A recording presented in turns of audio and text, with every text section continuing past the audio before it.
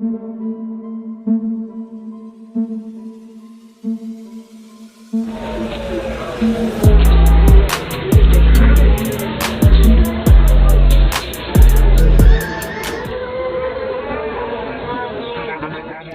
arrancar este video con las imágenes que ustedes acaban de ver en este momento, que muestran las noches de protesta que hubo en Bogotá a raíz de unos videos que se hicieron también virales de la brutalidad policíaca con un ciudadano que terminaron en su muerte.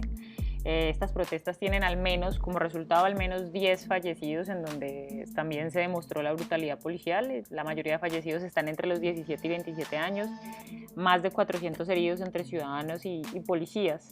Y frente a esto, este evento que no se nos puede pasar, y que de hecho la Asamblea Estudiantil nos ha llamado a la reflexión alrededor de esto, quiero, digamos, concatenar, de alguna manera vincular los análisis que se hacen con las lecturas de este módulo 2 sobre el enfoque de las instituciones con el tema de debates del desarrollo, y traerlo y ponerlo a dialogar, ¿no? Un poco desde ese punto, y desde ese mismo punto un poco criticar las posturas de algunos de los autores que nos presentaba este módulo.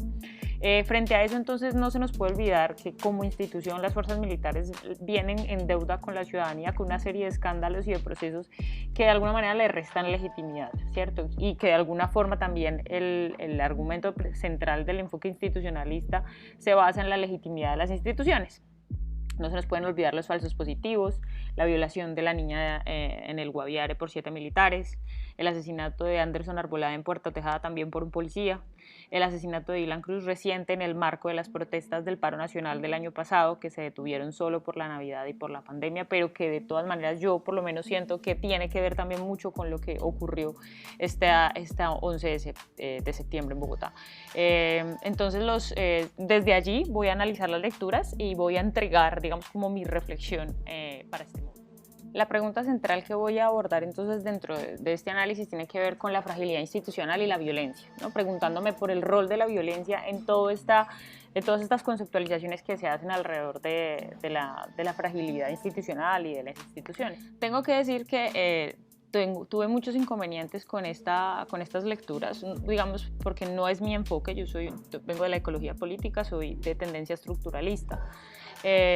Y entonces tuve muchos problemas con ellas y tenía muchísimas preguntas, pero en aras de que este video sea un poco corto, me voy a concentrar solo en la lectura de Brinks, que habla de los orígenes de la debilidad institucional en América Latina y que hace una caracterización de las instituciones en América frente a las instituciones insignificantes, débiles o inestables, haciendo todo una operación un poco mecanicista. Yo ya voy a ahondar en este argumento sobre por qué las instituciones son débiles en América Latina, y frente a eso quiero entrar a distanciarme un poco de los argumentos, pero quiero que no dejemos de lado el tema de las protestas que hubo en Bogotá el 11 de septiembre, porque quiero vincular eso, ¿cierto? Entonces desde ahí voy a atender esa idea de las lecturas. Entonces, para hablar sobre Brinks, primero tenemos que hablar de quién es él.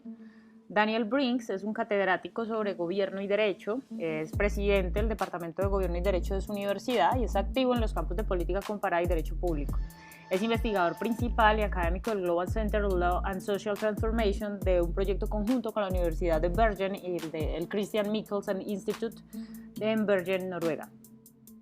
Cuando uno entiende que este señor es abogado, uno puede comprender un poco el enfoque que de alguna manera yo le critico a lo que él explica. Brinks parte de la premisa que por la cual muchos podemos estar de acuerdo, que las instituciones en América Latina son frágiles, débiles, inestables o insignificantes. Y desde allí parten las lecturas dándole un lugar a América Latina en todos estos enfoques en los que se basa también un poco el modelo del desarrollo. Y aunque muchos podemos estar de acuerdo con eso, la pregunta es qué implicaciones tiene ubicar directamente a América Latina en un escenario donde las instituciones son frágiles, ¿no? Esa pregunta, de alguna manera, es como un poco el trasfondo de la crítica que yo le hago a la lectura. Mi crítica va orientada a 3 aspectos. El primero es el enfoque instrumental que tienen sobre unos recetarios en donde parece que el enfoque institucional consiste en aplicar una serie de cálculos de costo-oportunidad, como si esos cálculos racionales estuvieran siempre en la sociedad, de qué tan barato, qué tan costoso me sale vulnerar los acuerdos que, digamos, de alguna forma rigen a la sociedad.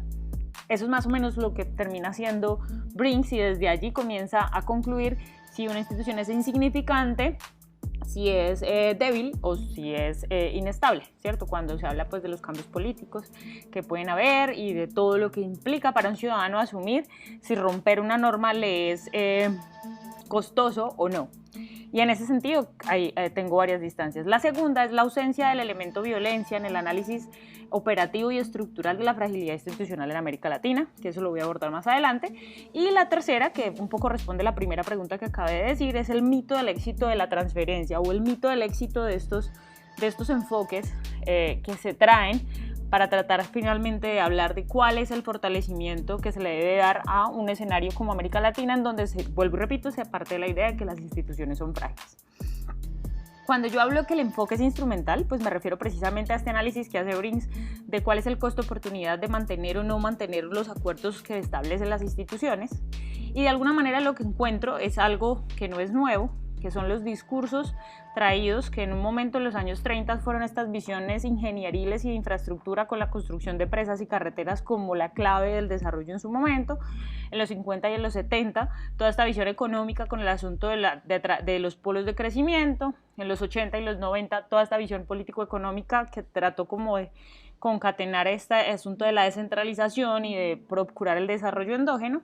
Y en los 90 y los 2010 para acá venimos con una visión de gobernanza en donde se le da, digamos que como que la clave de poder lograr estos efectos benéficos, estas promesas de desarrollo, consisten en las redes, las asociaciones y en las instituciones. En este enfoque instrumental casi que la institución se legitima a partir de su buen funcionamiento, pero lo que me causa curiosidad es que en esta idea las instituciones parecen ser entes autónomos que se autorreproducen y se legitiman sobre la base del buen funcionamiento, pero este buen funcionamiento parece estar aislado, no hay una relación de coproducción con el contexto, la cultura, la representatividad de la institución de ese contexto, pero también de su tiempo o de su época, lo cual se me hace muy raro. Y empieza entonces la pregunta tradicional que parece ser muy recurrente dentro de estos enfoques, de que fue primero el huevo o la gallina frente a la institución genera los mecanismos, porque, bueno, es importante esta aclaración. Si bien Brinks sí aborda parte de los componentes sociales, ¿cierto? Como la parte económica y política, para él son mecanismos de reproducción de la fragilidad o de la fortaleza institucional. Lo que no queda muy claro es qué reproduce qué, si la fragilidad institucional produce estos mecanismos o los mecanismos producen la fragilidad institucional. Y en ese círculo parece ser que la institución está parada en una conflictividad innata de las sociedades, como naturalizante, y por eso no hay un análisis estructural de qué es lo que ocurre y cómo la institución debe responderle a esas atmósferas sociales, como lo hablan algunos sociólogos frente al tema de los enfoques institucionalistas. En ese sentido, es muy importante tener en cuenta lo que hablan Amin y Tirth sobre que una institución debe tener una cultura de representación colectiva, una identificación con un propósito común, normas y valores compartidos que sirvan para constituir una atmósfera social en donde se legitime esa institución. Un escenario, un laboratorio como América Latina no tiene ese análisis de parte de Brinks, lo cual se me hace bastante extraño porque finalmente las disfuncionalidades de América Latina radican precisamente en estas atmósferas sociales en donde están inmersas estas instituciones. Y con ese segundo argumento, entonces yo empato con el tema de la violencia. Digamos que toda la historia de los estados nacionales de América Latina están basadas o están atravesadas por la violencia, y me refiero a la violencia como elemento estructural. Habrán quienes critiquen un poco el enfoque estructuralista, pero si ustedes se ponen a mirar, la violencia vendría a ser incluso un elemento operativo dentro de esta idea instrumental que tiene el enfoque institucional. Lo que me sorprende es que a pesar de que la violencia ha atravesado de norte a sur y de oriente a occidente América Latina desde el inicio casi que de sus historias con el encubrimiento de América, casi que no hay ninguna cápite que digamos que aborde ese tema. Yo estuve buscando incluso literatura y fue muy difícil encontrar elementos que abordaran la violencia. En ese sentido siento que hay un reto metodológico para los enfoques institucionalistas para abordar uno de los elementos transversales de la historia de América Latina y en concreto de Colombia, y es allí donde yo encuentro como el empate con el análisis que vengo a hacer. Entonces, si supuestamente estos enfoques institucionalistas tratan de transferir estos ejemplos de éxito a escenarios en donde ni siquiera se tienen en cuenta factores tan importantes como el efecto de la violencia en la supuesta inherente fragilidad institucional de América Latina, entonces, ¿cuál es finalmente la legitimidad de esta transferencia? ¿Cuál es el éxito de estas transferencias? A mi modo de ver, el enfoque institucionalista es una cara más de los discursos modernistas y de los discursos un poco evangelizadores del desarrollo, que desde los años 30 a la fecha siguen intentando proponer recetarios que hemos venido ejecutando muchos de manera aplicada y que siguen sin tener éxito. La pregunta es, ¿por qué seguimos replicando estas recetas si lo que muestra la historia y la evidencia a la fecha es que no sirven? Siempre termina como el argumento de un poco de la metafísica de que si las cosas no funcionan es porque yo tengo la culpa, no porque quien las propuso esté equivocado. Y en ese sentido, por ejemplo, una de las grandes crisis que está enfrentando la humanidad es la crisis ecológica y seguimos todavía recibiendo los recetarios de una cantidad de naciones y de lugares que no han podido superar la crisis ecológica y sin embargo seguimos acatando eso. En ese sentido, copio la pregunta de Leslie en una de sus lecturas y es ¿qué se transfiere finalmente? ¿Se transfieren estos recetarios, se transfieren paradigmas y modelos que mantienen una estructura jerárquica y de poder que le convienen a los mismos de siempre? En ese sentido, digamos como que el no abordar la violencia como un reproductor, ¿cierto? O bien sea como un elemento estructurante del enfoque institucional y de explicar las fallas institucionales en la América Latina, me llevan a pensar en lo que está pasando con la Policía Nacional y lo que produjo las protestas en Bogotá. Desde el enfoque que yo lo veo y como lo he venido analizando, la policía es una institución anacrónica y que responde a intereses políticos que en este momento no son representativos y que no responden finalmente a esa atmósfera social en la que están viviendo. La Policía Nacional ha tenido dos reformas. Una, el proceso de reforma institucional realizado por la administración del presidente Gaviria en el 93 y la constitución de la misión especial para la policía por parte de la administración del expresidente Uribe también en el año 2003.